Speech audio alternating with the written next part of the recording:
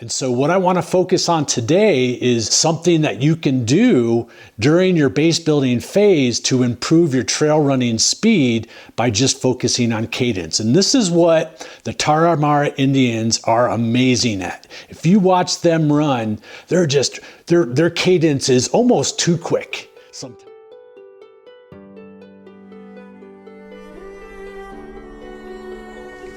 I'm going to start this with a challenge. I challenge you to begin to see your running as a craft, as an art form, as artistry.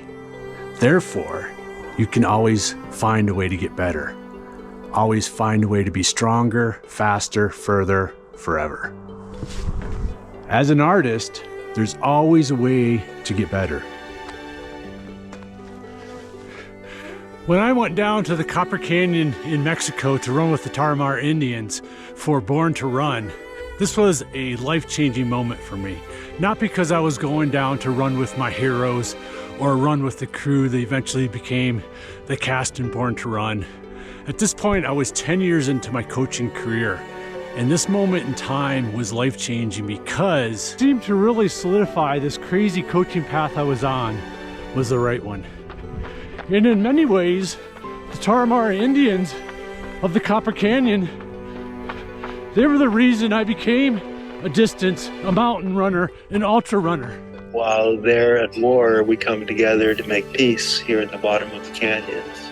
For days, I've been searching Mexico's Sierra Madre for the Phantom, known as Caballo Blanco, the white horse. And as we stepped off the bus in Batopilas, and the Tarahumara Indian runners magically appeared, we began to immerse ourselves in their culture. We didn't know their language, they didn't know ours, but there was that universal running language that we all bonded through. This not only became a magical time, a magical experience, but these were magical people. And as we began to immerse ourselves in their culture and run with them every day, it became quite apparent that they're really no different than us. Their running exploits are nothing exceptional other than being a product of their environment, of their situation, of their terrain. And in some ways I was kind of disappointed because I was out there looking for the magic of what they did. But there was one thing that did become quite apparent of how they became faster on trail, how they were so fast on trail. But how does this get you faster on trail? Let's dive in. We first have to talk about how we generate speed. The two ways to get speed is one, frequency, or what we call cadence, how quickly and how often you strike the ground to propel yourself forward. And secondly is your distance per stride, how far each foot is taking you with each stride. Those are the two ways we generate speed. And on the road, we like to mesh those two together with a relatively high cadence. You hear that often, that magic number of 180 strikes per minute, and with distance per stride, or how far each foot is taking us while we run on the flats. And again, on the flats, it's pretty static, so it's really more controllable. But what happens when we go to the trail?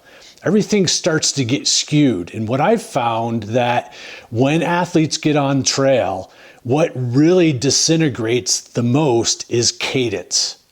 And so what I want to focus on today is understanding the importance of cadence on trail, but something that you can do during your base building phase to improve your trail running speed by just focusing on cadence. And this is what the Tarahumara Indians are amazing at. If you watch them run, their cadence is almost too quick sometimes, but it's what they rely on to help them be fast in the very, very hilly, lots of vertical trails of the Copper Canyon. And again, their feet are just pitter-pattering and they're just so good at cadence.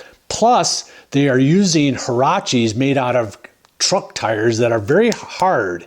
And this is kind of something that's missed in a lot of the minimal or barefoot movement out there from Born to Run, is that sometimes, many times, proponents of barefoot shoes say they have to be flexible. Similar to this, where it's super flexible. But if you look at the Tarahumara Indians and the Huaraches they use, these are, I think they're, about 15 mil, 10 to 15 mil of truck tires that is not very flexible. It's very hard.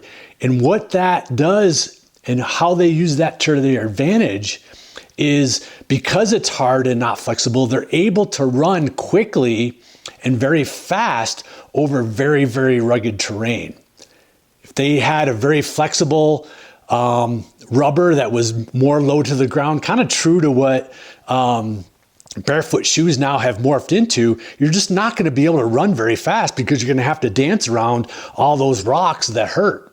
Okay, so one, maybe look to get a little bit more less flexible shoe that has maybe a rock plate or is just a little bit more rigid that helps you practice being able to run quickly downhill, especially on rugged terrain. But where I'm going with this is that during our base building phase, now is the time to really have this focus of cadence. And I want to use the example. Let's use this fictitious runner. I'm looking at their data in my coaching platform in Training Peaks. And I see, hey, they went out for a 2-hour run and they averaged cadence of 155 strikes per minute while they're out running. Versus maybe what might be a little bit more normal out on a flat trail or flat terrain would be like maybe 170, 175 if they're really have good cadence. So this 155 strikes per minute is something that we can dramatically improve speed upon just by focusing on it. So what happens with this fictitious runner, if we go from 155 strikes per minute to 160, now we're taking 5 strides more per minute. Multiply that out through 2 hours, and that is a lot of time gained or a lot of distance gained. This is something that can dramatically improve your speed just with a little bit of focus and maybe awareness of, hey, when you're out for a nice long trail run, it's an easy effort. You're not maybe focused on having quick feet. So here are a few things that you can do during base building to help improve your cadence on trail. So I just mentioned the first one is just having awareness. Start to track your cadence. When you're out there, get home, you download your watch, look at what your average cadence was and see that improve through time, but then also have that awareness of, hey, instead of just zoning out or, maybe throwing the earbuds in and listening to music, have a little bit of awareness while you're out there to just quicken your cadence up a little bit. Practice working your cadence on technical terrain. Become a little bit quicker rather than just not even thinking about it. And that's, again, where the shoe comes in. If we're always running with a higher stack height shoe that's a lot of cushion, that can kind of be clunky and slow us down a little bit and make us have slower cadence. So practice with some lower to the ground, more minimal shoe so your feet get used to being a little bit quicker. Okay, secondly, if you're a trail runner, you're an ultra runner, you run mountains, you run trails, a lot of the time during base building, you got to go back to doing some flat, longer runs. Don't abandon the road.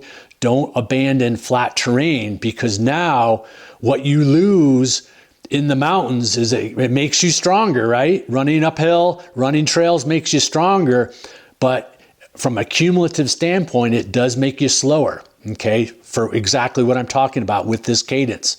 So don't abandon some long runs of nice flat long run, because now you can have quicker cadence more consistently for longer periods of time.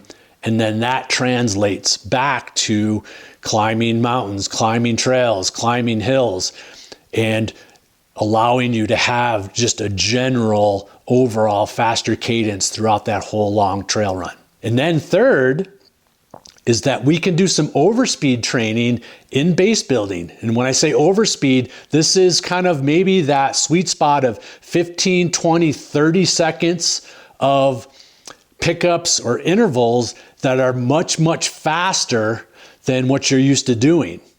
Okay, maybe a little bit faster than your kind of your VO2 velocity. That is not only training that force production to help distance per stride, which we're not really talking about today. It's going to help with that, obviously, and why it's good to do that in base building, because you're developing better force to apply that to other more strength-based intervals later in the program. But for the purpose of cadence, doing overspeed training short and fast, again, 15, 20, 30 seconds, now you're training your legs, your neuromuscular system to turn over much, much quicker, which will then translate to more of an endurance type of running ability with higher cadence while you're out there doing your base building. So give that a try. And maybe what I'll leave you with is that now that we're talking about kind of base building, foundation building, is that there's so much that you can do to get better during base building. And oftentimes I see the big mistake is that athletes and runners think about base building or foundation building as just putting in long, easy miles without a whole lot of structure. And you're missing out on so much. There's so much we can do to get us better. And that pulls us back into the original message of this video is see your running as an art form. There's always a way for you to get better, regardless of age, ability, your experience. There's always a way for any athlete to get better, any runner to get better. And let's see that for you during this base building phase. So, all right, over now from Jackson Hole, Born to Run. See you guys next time.